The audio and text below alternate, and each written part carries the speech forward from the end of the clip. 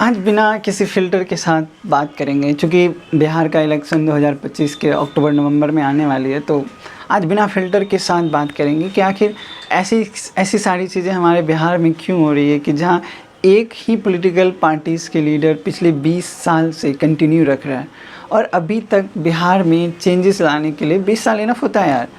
किसी को 2 साल भी मिलेगा ना, या 5 साल आप टर्म के लिए आते हैं चुन करके चीफ मिनिस्टर के रूप में, अगर किसी को 5 साल मिलेगा या 2 साल भी मिलेगा ना, वो चेंजेस लाने के लिए बहुत काफ़ी टाइम है।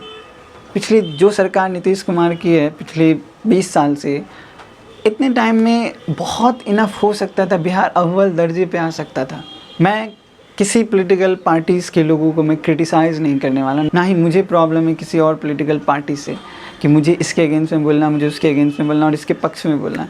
बट एक चीज़ बहुत क्लियर है कि अब अगर आप नहीं जाग रहे हैं, अगर अब आप नहीं सोच रहे हैं कि बिहार की सिचुएशन और बिहार की प्रॉब्लम क्या है, तो बहुत दुख की बात है यार। हम जैसी यूथ की ये सबसे बड़ी प्रॉब्लम अभी क्या है? बेरोज़गारी। सबसे बड़ी दिक्कत क्या है? जिस तरह का अगर बच्चा एग्ज़ाम भी देने के लिए जाता है तो उनको क्या प्रॉब्लम फेस करने के लिए मिलता है?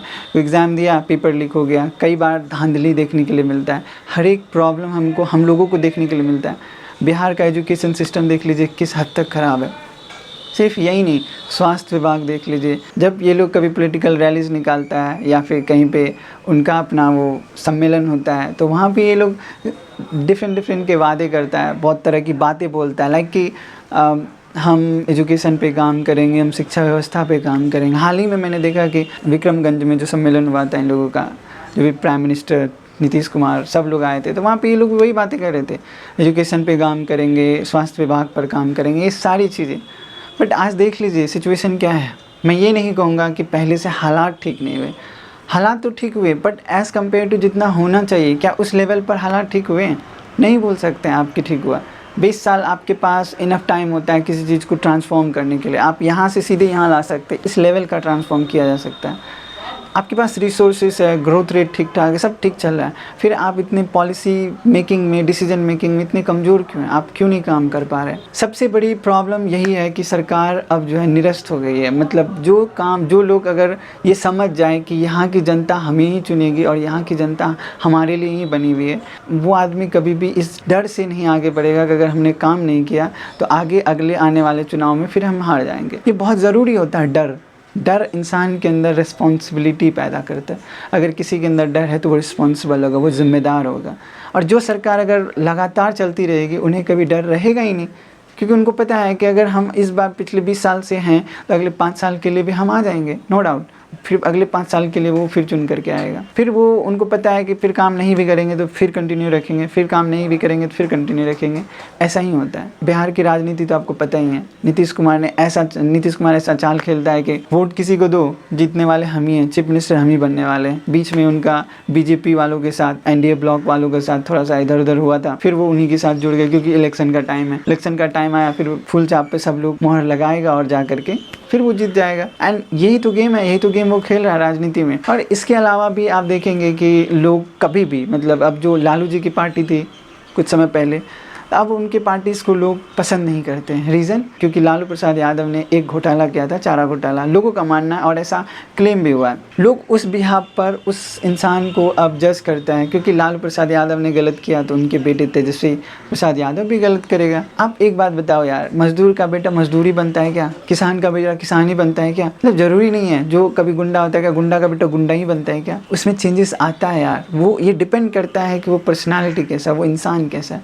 ये तो अच्छी बात होगा कि हम किसी नए लीडर्स को, इस जो ये कंटिन्यू लगातार चल रहे पॉलिटिकल पार्टीज़ के जो लीडर हैं, यानी नीतीश कुमार है, इसको हटा करके किसी और को हम उसको जगह दें। लाइक आप चिराग पासवान को भी ले सकते हैं, तेजस्वी प्रसाद यादव को भी ले सकते हैं। सबसे अच्छे अभी लीडर्स जो हैं वो प्रशांत किशोर हैं, जन स्वराज पार्टी के, आप उन्हें लाइए यार। एक ही पॉलिटिकल पार्टीज़ के लीडर्स को आप कंटिन्यू रख रहे हैं, कंटिन्यू रखे जा रहे हैं। आप बोलेंगे कि आप ये सब बातें कह रहे हैं ऑन कैमरा, आप क्या कर लेंगे एक आदमी? यही तो पर्पस है कि हम ये बातें क्यों नहीं समझ पा रहे हैं, हम जैसे लोग। इवन हम यूथ को ये सबसे बड़ा कदम उठाना चाहिए कि अगर हम जैसे यूथ में कई लोग अगर वोट नहीं भी देता है तो उनका ये प्राइम ड्यूटी बनता है कि वो अपने पेरेंट्स को समझाए ये बात कि अब हमें रिजीम चेंज करना चाहिए, किसी नए पॉलिटिकल पार्टी के लोगों को लाना चाहिए।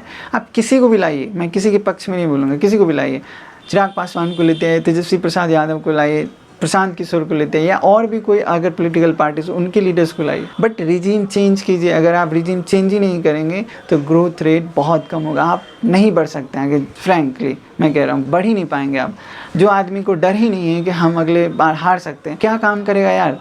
वो काम करने के बजाय वो कह दो क्या दिक्कत है, हम तो जीतने ही वाले, उनको कोई प्रॉब्लम ही नहीं है। तो रिजीम चेंज होना बहुत ज़रूरी है। आप इस बार के इलेक्शन में, मैं फ्रैंकली कह रहा हूँ, किसी और को चुनिए यार, अपने घर वालों को बताइए, अपने आसपास के लोगों को पूछिए, जानिए, उसमें थोड़ा सा कंट्रीब्यूशन दीजिए। एज ए यूथ ये हमारी प्राइम ड्यूटी होनी चाहिए, हम पॉलिटिकल मुद्दों पर हिस्सा लें और उन पर बढ़ चढ़ के बात करें। हमारा ये मकसद होना चाहिए। अगर हम उस पर बात नहीं करेंगे तो कौन बात करेगा? एज ए यूथ आने वाले जनरेशन का रिसोर्स है।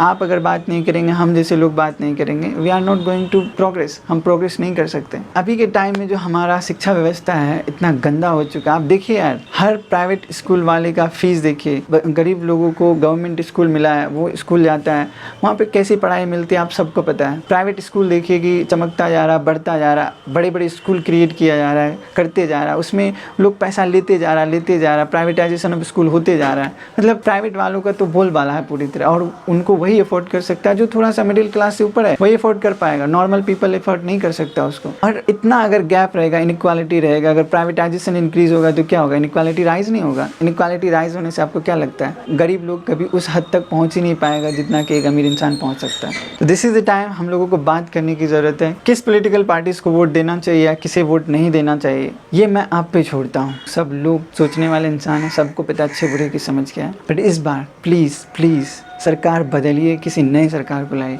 ऐसी चीज़ों को मत कीजिए जो कि पिछले 20 साल से हम झेलते हैं।